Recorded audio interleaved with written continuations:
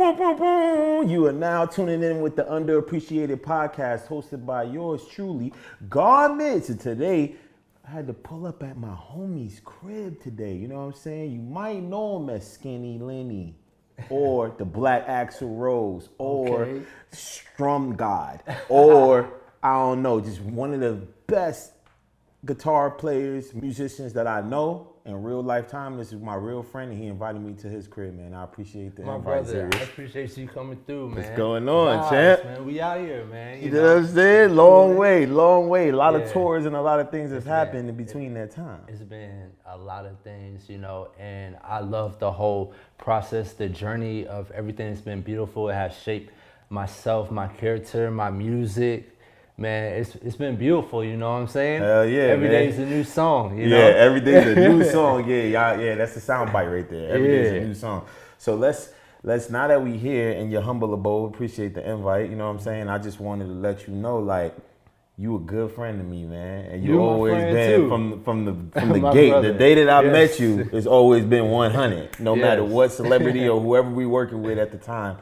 And we're actually celebrities, so we just gotta let them know that. You know what I'm saying? The underdogs is coming up, you feel me? Okay. Big dog status. Okay. So you feel me? Black Axel Rose, man. Let's go, man. Yes, so sir. so what got you into this, man? Like let's go all the way back. Like where you from?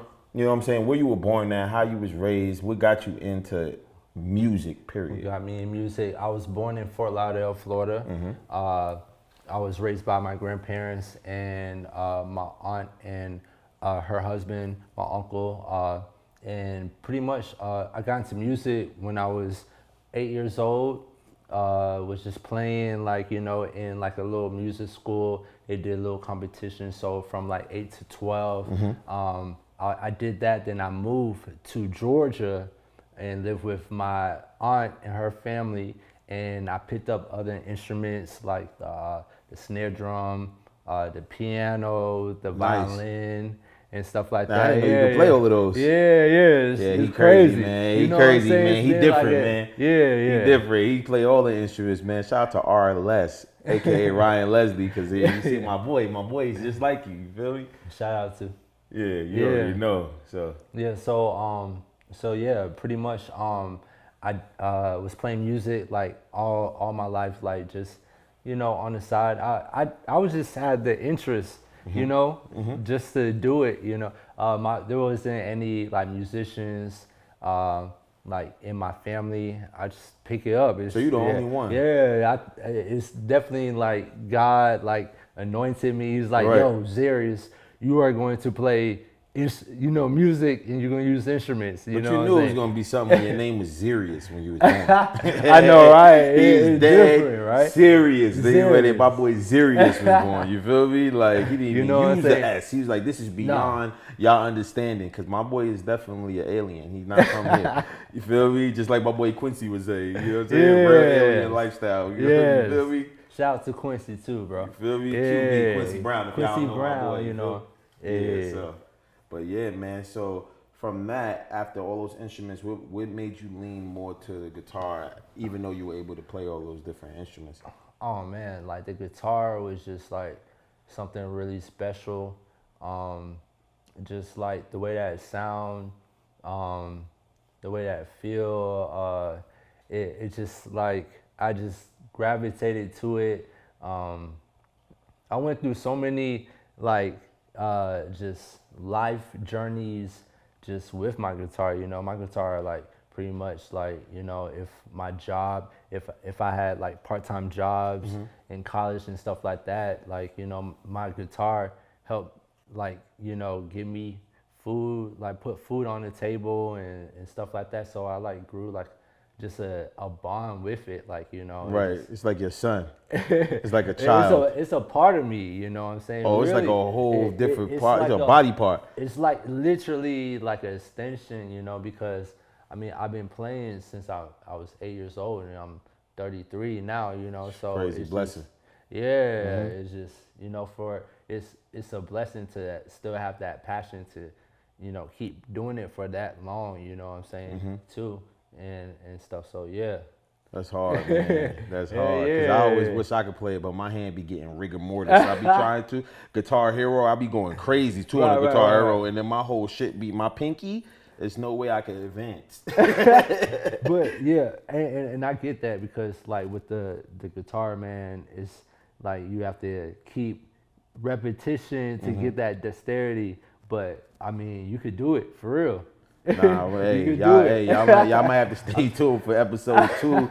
This will be the first ever 2-part series because I might have to go to class and practice with my boy Xeryus to become a guitar player. Get you a guitar. Yeah, you know I need one. I need one because I seen yours been through some war, and that's how you know. For sure, that's how you know. You feel me? Look at that. Damn. I done wrote on it too. I wrote some stuff. I put string soul and like just. But majority of all this happened naturally.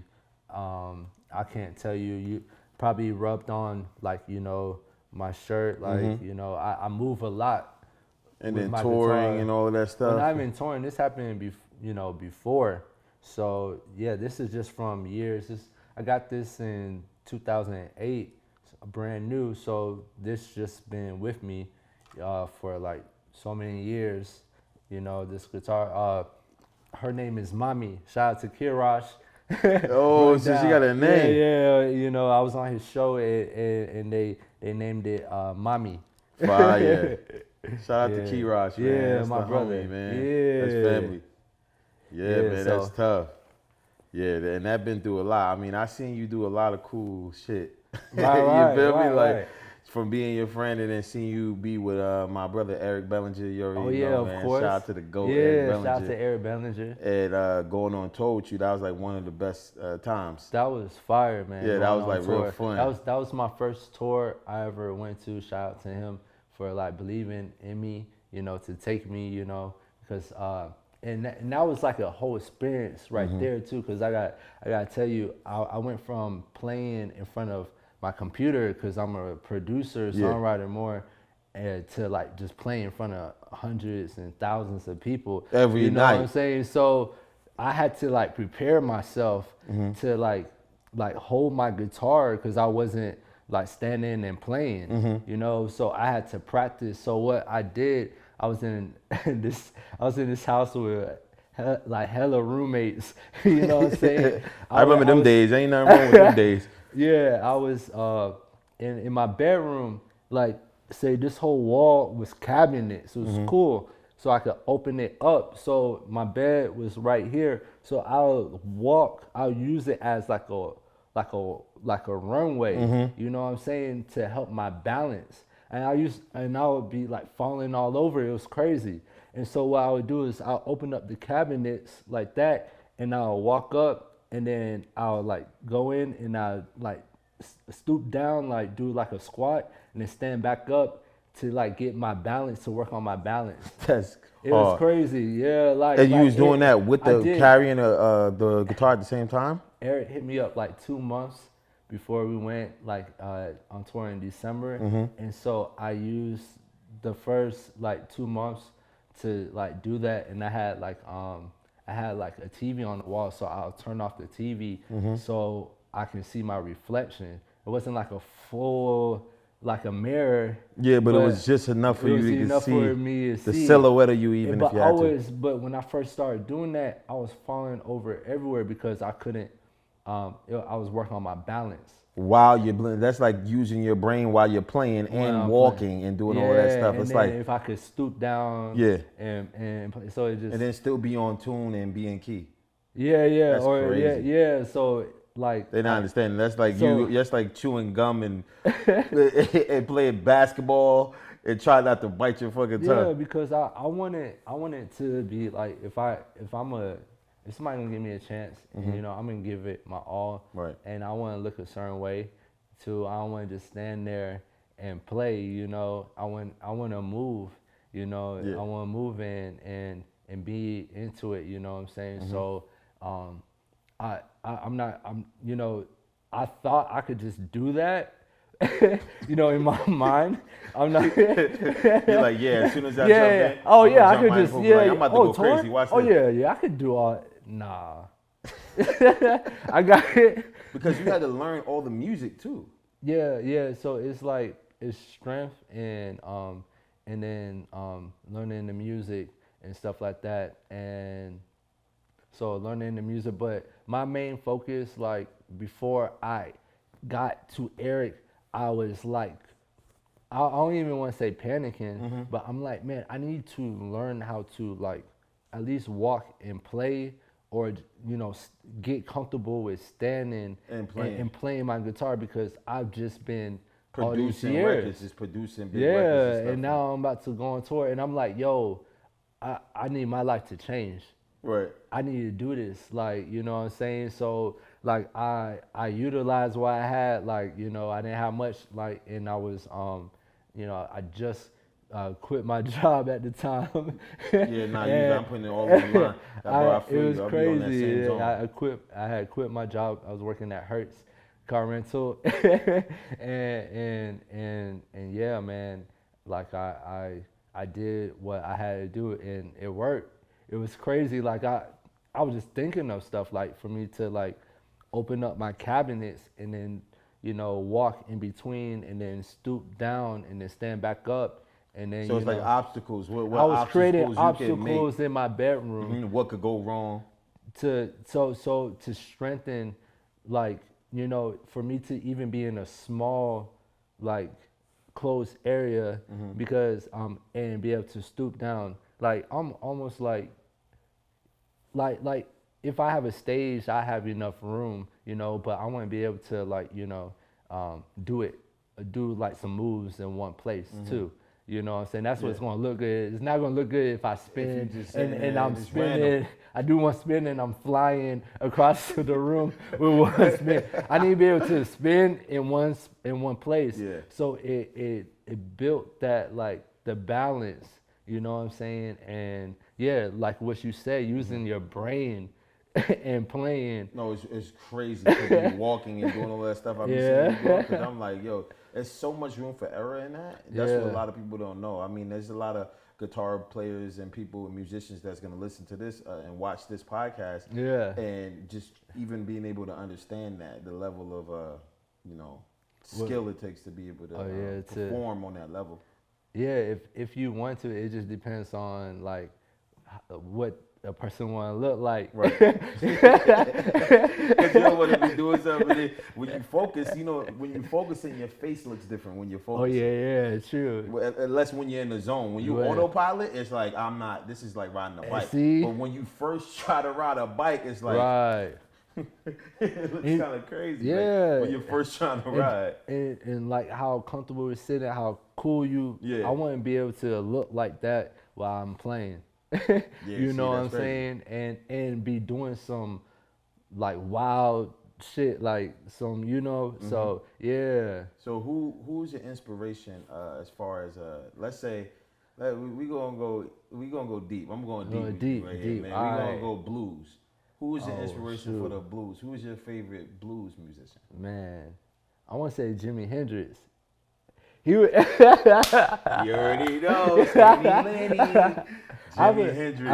Yes. Jimi Hendrix, most people don't know, Jimi Hendrix played a big part in the blues and in rock. Yeah. So it's crazy because he's well known for his rock, but when he goes into the blues, he plays it crazier. Straight funk. Crazier.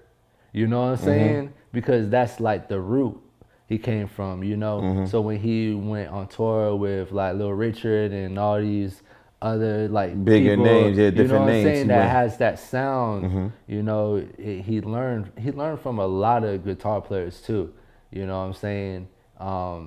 And it's like you have to really dig deep and find out names of like people he was surrounding himself with, and they were guitar players, and then you would search them on YouTube, and they'll almost sound like Jimi Hendrix. Like, it's so wild. Oh, how they would just bite the style? They would just bite the style? You can't even say bite the style because some of them were older than him. So Jimi Hendrix was like a prodigy, like at one point, like, you know what I'm saying? He wasn't as good as he was learning.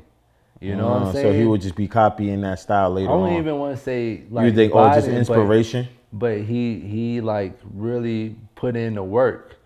But you gotta think about the people that he was surrounded by too. But yeah, you know what I'm saying? You are the company you keep. You know what they say. James Brown, like all these people, like if you're chilling with James Brown, you will only man, what you gonna come with is gonna be crazy. You're gonna push yourself to be insane. You know what I'm saying? Just like how I could be smooth. I'm smooth when I walk and stuff. And I went on tour with Eric Bellinger, and he's smooth, super smooth through the whole thing. So it's just like, you know what I'm saying? It's you know. So I don't want to give so much credit to him because he was really heavily. So as far as what's the middle? What's different between you feel like blues and rock? What makes it be different? You feel like? Because I like rock. I mean, I'm not old enough to really be on the blues like I should be. My grandfather used to play 8-track and stuff for me and stuff, like blues and stuff, and I used to listen, but I wasn't really like when it came to the more rock stuff, like the 80s, 90s rock was like really my shit. Okay, yeah. You know what I'm saying? Yeah. And what was your like favorite era you feel like for rock and like actual person other than, you know, I like who it was? I mean, I like the hairband era. And the hairband era is when all those bands had those lead guitarists, you know what I'm saying? Like Jimmy Page and like Eddie Van Halen, like Paul Gilbert, like the hairband era and the lead guitar. And they used players. to bring it out, and the lead always used to have like a whole piece. You like the band is one thing, but you had to have a crazy lead guitarist. You know what I'm saying? And because that was just important as the actual singer. Like there was, it was a whole thing. It was a whole show. It's like not having your supporting cast member to make sure that we're having a conversation. Yeah, and it's so crazy because like I guess like I'm so like I grew up like my grandmother was listening to the oldies, and then I moved to Georgia and got introduced to R&B and stuff, but like I was still like in my private like looking at like those guitarists, you know, those solo guitarists. So I guess that's what makes my sound so different and unique, is because I'm like I bring that like more like a lead guitarist in like the R&B genre, you know. And not just being, and then you'll produce. Not just I've seen you produce like like I seen this man. I gotta look at y'all dead in your eyes. Like, look, I've seen this man perform live while he's producing it, and it'll be the record that he learned that I know that it's the song, but then he'll switch it up and then make his own solo part. He'll do a solo that he just taught himself on the spot. That's crazy, bro. Yeah, that's fire. Like, thank you, bro. Like, I know. I'll tell you what I noticed it. I noticed it when we was doing 2090, and I was like, okay. We've never done 2090 before. Me, Eric, and JoJo performed 2090 on tour. And on tour, he brought us out. Shout out to Eric Bellinger, because that was crazy. Sold out tour, San Diego, man. You feel me? Like, that was big. House of Blues. And Eric was like, you want to do it? And I was like, man, I'm out here. I can't even do it. He's like, let's do it. No, we've never performed it. We've never rehearsed it. We've never done it before. And Xeryus was like, yeah, let's do it. Literally never. He heard the record before, but then he was doing something. I'm performing my part, and I'm hearing it like in the background, something totally different that I've never heard before. Yeah. I'm like, this is like, he just produced a record, an acoustic version live. That's stupid. Yeah. That's not normal. Man, it's like I love one thing I love about music is like being able to like freestyle, improv, you know, and it's beautiful because you're not even like, it's not rehearsed or anything. It's more of a feel, you know. So I mean, when you're freestyling to like good music, it makes it even better. So when like it's just everybody, like, so it's the same way vibe. when you're freestyling a rap. It's the same way when you freestyling on the guitar? Yeah, I would think so, because I mean, you guys develop a certain skill. Me, like, I guess like when I used to teach guitar a lot, and even for myself, my personal self, students used to ask me like, how do you like freestyle like on a guitar? So like, I mean, it's really it steps. It's crazy. It's crazy. Like it was like a process for me to like get better at just like freestyling, like making up, like and flowing and keep it going without sounding too repetitive, you know, on the guitar. Because you with my automatically skills. go back. When my grandfather had an acoustic guitar, and then I always go back. I tried to play it, but it always sound like, "Hey, there, the line." Like automatically, it's the same strum. I can't just be like, I can't just like go somewhere else and be like, "All right, what does it sound like?" Like you know what it's gonna sound like before you like play it. It's kind of It's getting to that point, and I thank God for my gift for sure, because like it's getting to a point where I'll like hear the note in my head and I'll land on it and I'm like, whoa, you know what I'm saying? I could place my finger anywhere on this fretboard, but I placed it on that exact. So it happens. It's starting to happen more often now. But yeah, but I mean it takes time. I mean anyone could do it. I believe that anyone could learn an instrument. Anyone can do whatever they want. It's just you really gotta be our dedicated attention. to this. It's just our attention span. You know what I'm saying? And if you just stay consistent, I mean, like how I approach my instrument. When I moved out here to LA, I had to work a lot of jobs that I didn't want to work, but I had to survive while I'm doing my music. And so like I'm like, yo, I have to learn the interface to rent out cars and Hertz. And I have to put this effort so I could do the same thing with my own, you know, my craft. My own time. Yeah. When I'm at home, I'm gonna use that extra couple hours before I black out to be able to do this. I need to do the same for, you know, I could do the same for myself, you know, just for myself in general, you know, whatever, you know, I do, you know. So like, yeah, if you just stay consistent, like it has to give. Like that skill, if you're playing guitar, your fingers are gonna get stronger. Even every time you play the guitar and you try to play a chord, the next time you try to play it, you could play it better. Because you feel like it's stronger in that part. Every time, like if I teach you a chord now, every time you try to play that chord, it will sound better. That's just how it is on the guitar. It's crazy. That's crazy. That's just how it is. But that's how it is with anything. You know, it's just our attention span, whether we going to stay, you know, consistent with it during. And it's hard in this world emotions that we have now, though. Yeah, during all the emotions. All of the stuff that's going on in the world and stuff like that for your and in Instagram and all of that, for you to be able to unplug and literally just deal with this, right, and build this muscle. That's what we would call it. You know what I'm saying? Because your brain's a muscle, your biggest muscle. Your biggest muscle. One of the biggest muscles in your body. Most important muscle, let's say. And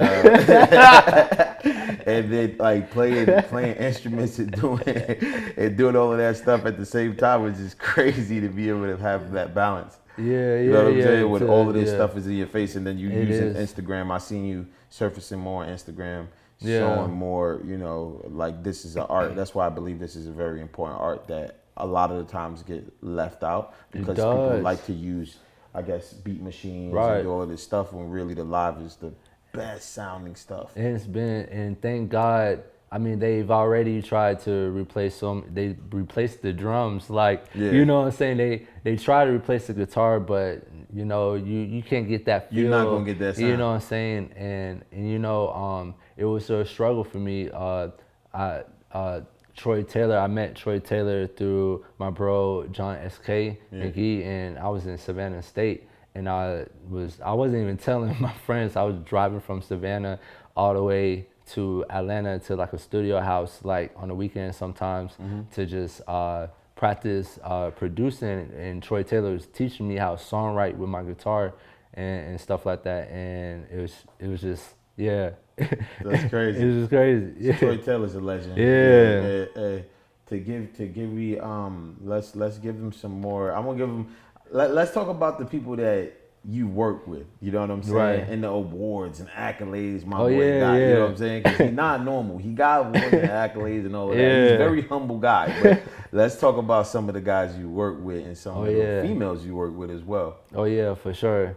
You know what I'm saying? I mean, when it goes to OGs, man, I work with a lot of OGs in the game. Another OG Let's talk about it, man. I came up with like at 22 was Hitman himself, Stevie J. Sheesh. You know what I'm saying? You know, Bad boy for real. You know, hit maker for real, original. Like, you know. Yeah. And so it was amazing. Like coming up under him too, and him teaching me. He's the one that like taught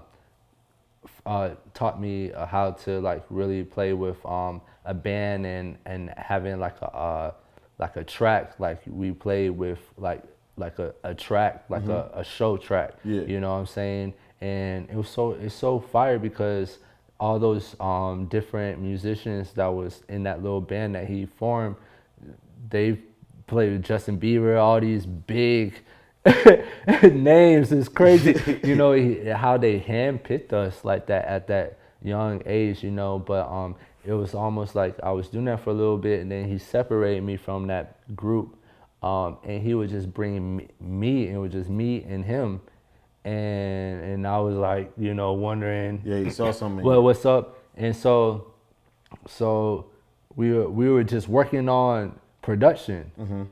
And he showed me, he would tell me all kinds of stories and stuff like that. And he's a great father too, you know what I'm saying?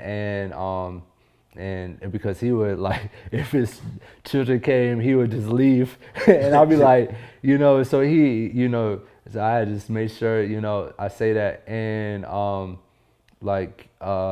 he would just like, it was crazy. He played so many instruments, you know, you know what I'm saying? But he just like, grew me a lot and groomed you into becoming, you know what I'm saying too, and so he was like, you could say he's one of the most influential guys that groomed you to be able to work with all of these other big names. I wouldn't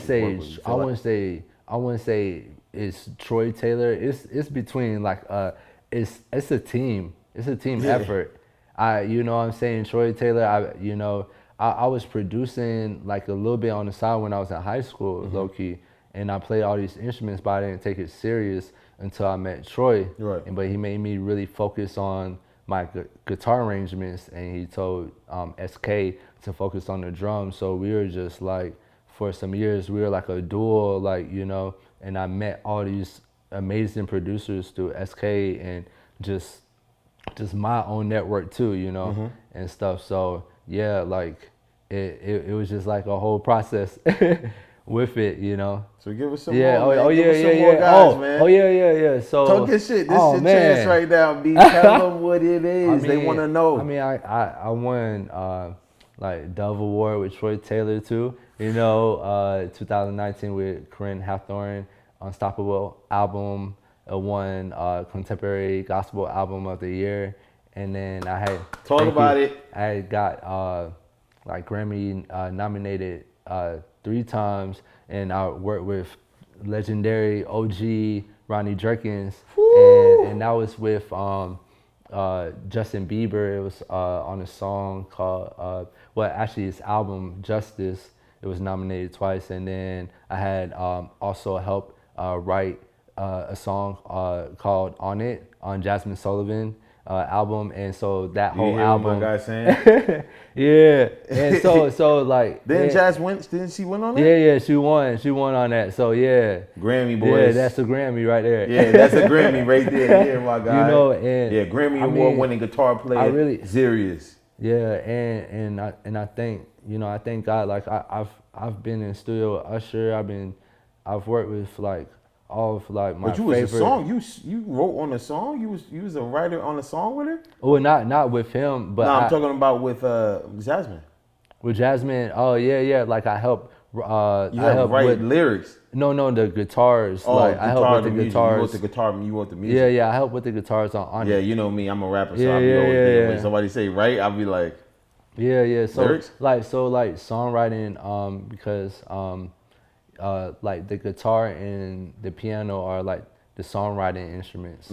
So So yeah, So it's still the I'm same. pretty It's in much the same songwriting. category. I'm pretty much songwriting. Yeah, even and I could produce out a beat and stuff, but I'm basically writing songs on my guitars, and I collab with other producers and songwriters that could write lyrics and I'm fully happy produce. that you gave me the difference between Yeah, those two, yeah, because yeah. And then you lyrics have and lyrics. musical songwriting is two different things. Yeah, yeah, you have, because like producers, they're songwriters, and stuff. So yeah, you have like composers and people, do the lyrics. So it is like a difference. It's cool to learn little key terms. I seen you working with Trippie Redd too. Oh yeah, I went on my second tour with Trippie Redd, and that was fun because that tapped me into the music I grew up listening to, and I'm like, yo, that's like my style, like that rock and that rap, because like what really that's your producer style. You feel like that's what really influenced me in to make beats when I was in high school, was listening to that Kings of Crunk, Lil Jon. Yeah, that was crazy. Lil Jon Kings and of Crunk was a crazy Yeah, album. Lil Jon and Eastside Boys. If you listen to their albums, they got like 2 or 3 albums, and they have like metal, hard rock guitars with trap drums and some R&B. They had R&B. They had the R&B guitars too, and so people they gotta go back. They need to study and see like where that that whole derived came from. You know what I'm saying? Like where it came from exactly. Lil Jon and Eastside Boys, and so like going out with Trippie Redd, it was pretty fire because it was like rock star status, like and I know his fan base is crazy too. Oh yeah, it was thousands of people, like Jeez. and I definitely thank God, man, because like I said, I went from playing in front of my computer to like thousands of people like on some real, like I had to seriously, I had to like coach myself and be like, yo, I refuse to be in the same position next year, this go around. I need to do this. Like, I remember I walked in one stadium. It was so fire because Quincy Brown had came with his brothers. I believe it was in Texas. I forgot where it was, Houston, and the stadium was so big. And I walked out and my stomach dropped. But I was like, nah. My stomach dropped. Let me gather myself, because it was like, whoa. It was like that big. Yeah, it was like that big. Like I was like, whoa. But to me, you know what I'm saying? Like, but when the lights on, you don't really be able to see anybody. Like 3,000. I mean, he's like, I still can see him. And then what? For it to be such a big place, there's hella people backstage. So it's like up.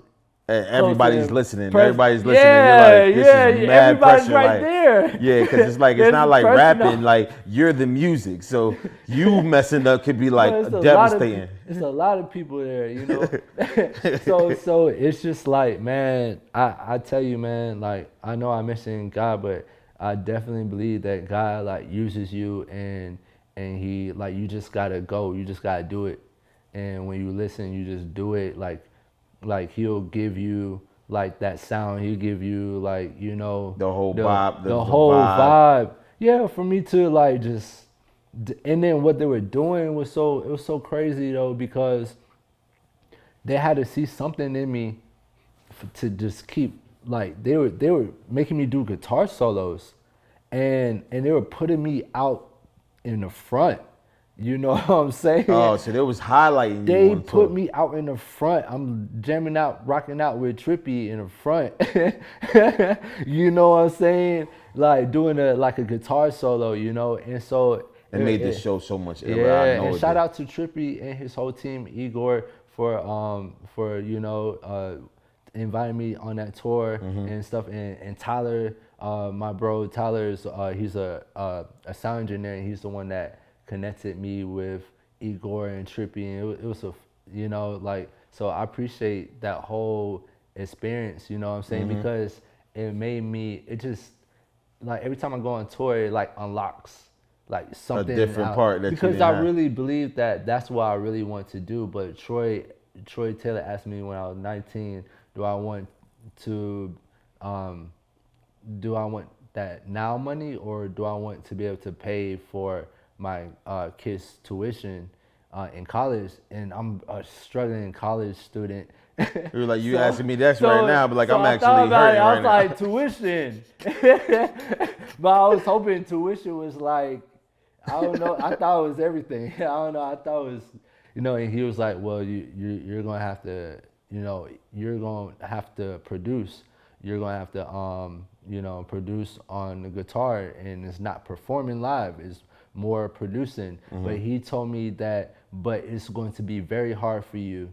And it's going to be very hard for you because you're a guitarist and nobody's going to want to give you credit. And I was listening to him, and he was like, it's going to be very hard for me. I'm like, why, Right. And man, I tell you, it was like. Like it's exactly what he said it would be. Yeah, like, man, because like I believe at one point, because the musicians are chasing the tours.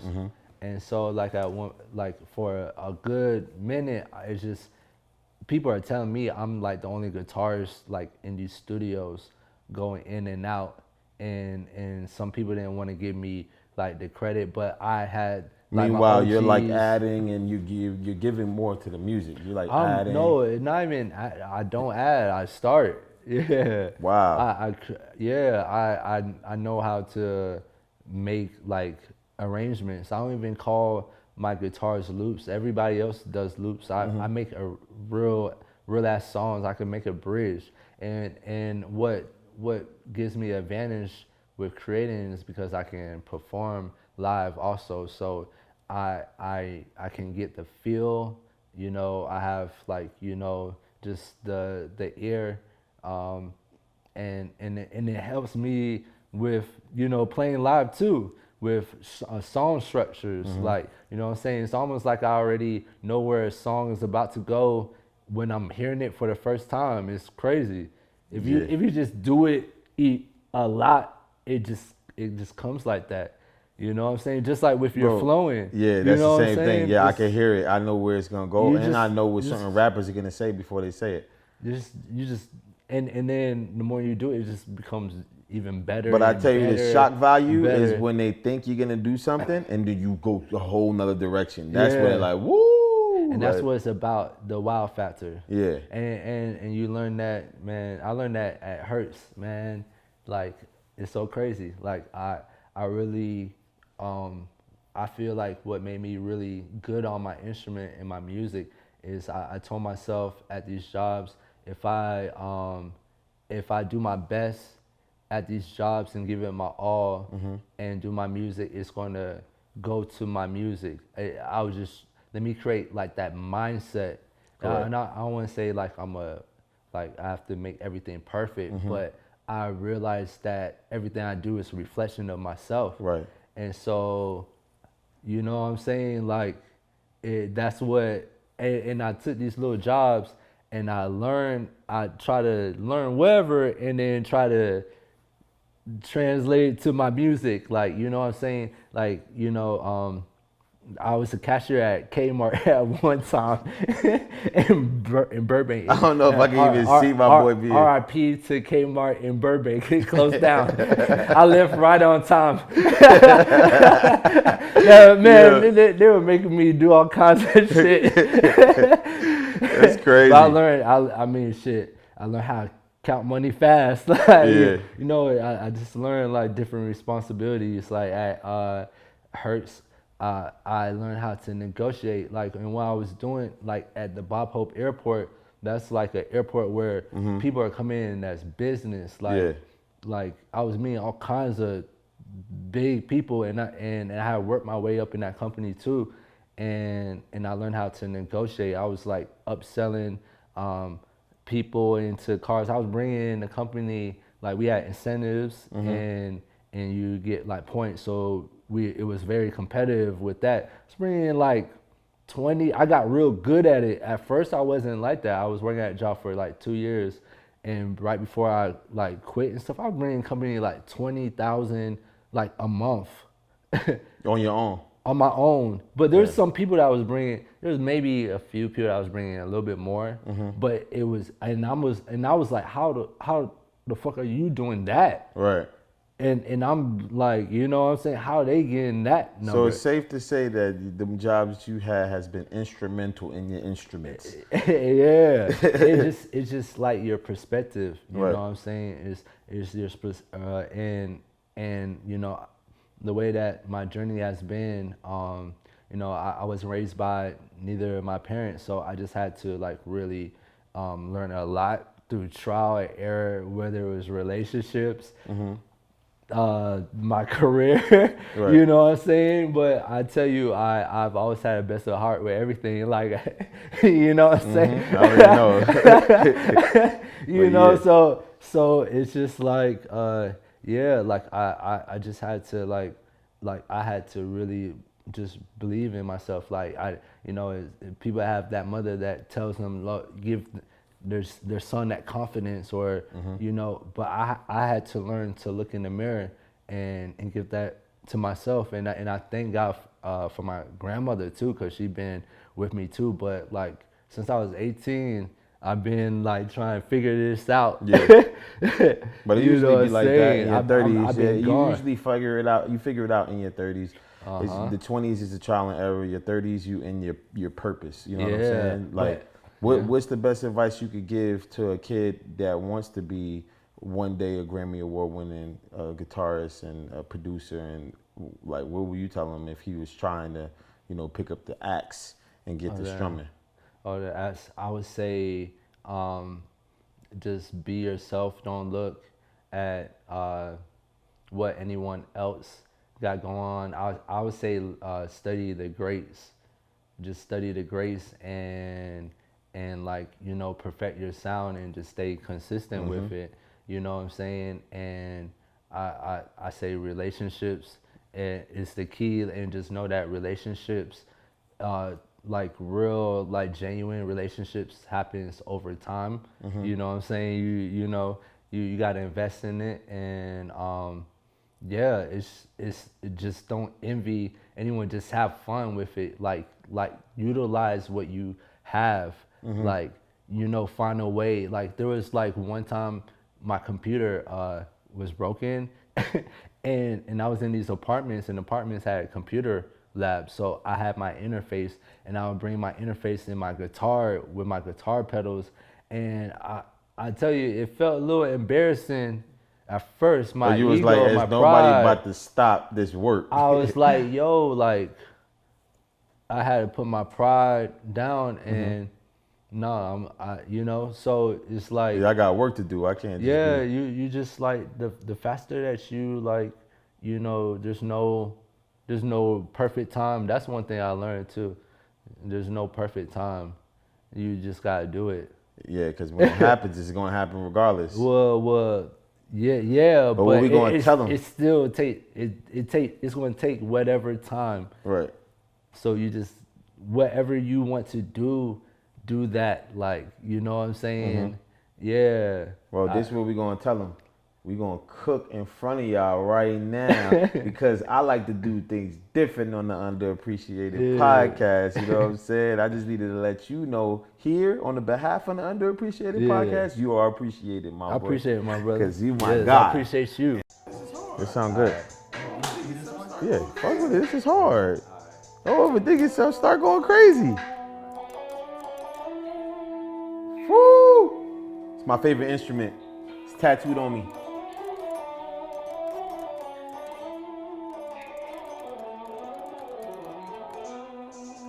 Yeah. Cooking your face like Benny Hannes. Cooking your face like Benny Hannes. Yeah, out of my mind, I've been bonkers. Cooking your face like Benny Hannes. Cooking your face like Benny Hannes. Yeah. 007 my gear, freestyle my career, yeah, walking here, everything I do is near, I'm about to win, yeah, music is my business, swag is my religion, yeah. Turtle doves on my toes. Yeah, that's the Black Axel Rose. In real life, yeah, put everything in God's eyes like real Christ. These real nights, them long nights. Time, woo!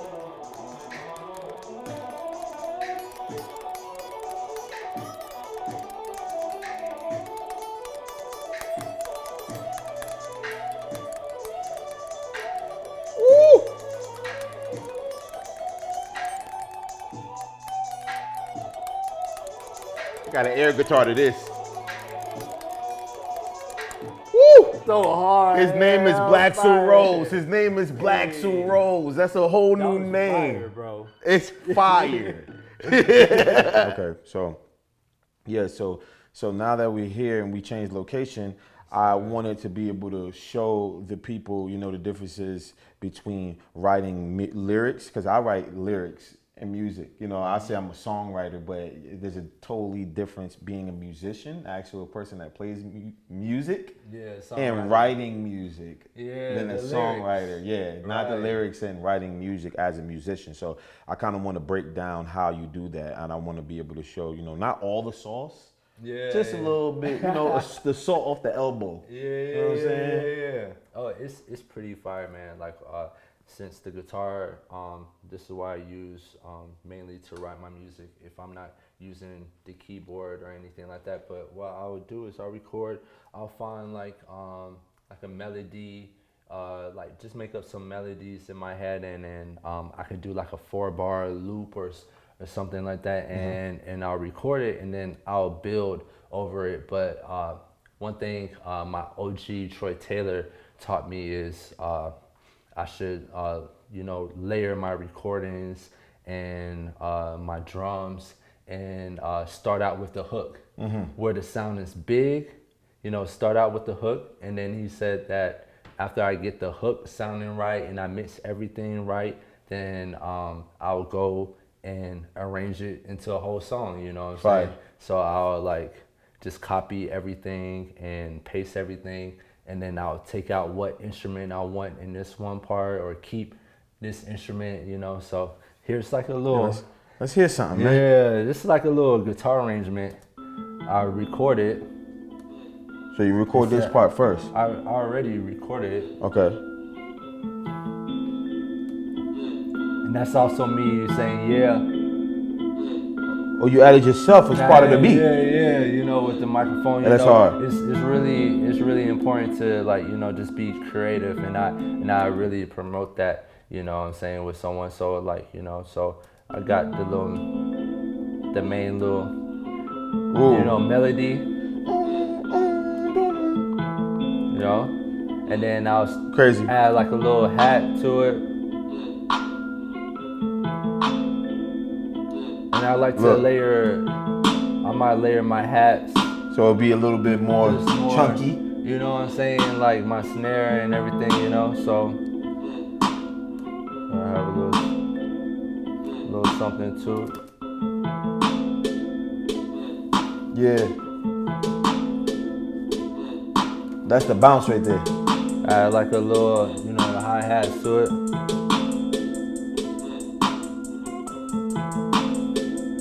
Yeah, you see how my boy adds the cookout? Woo! Then I add like a kick to it.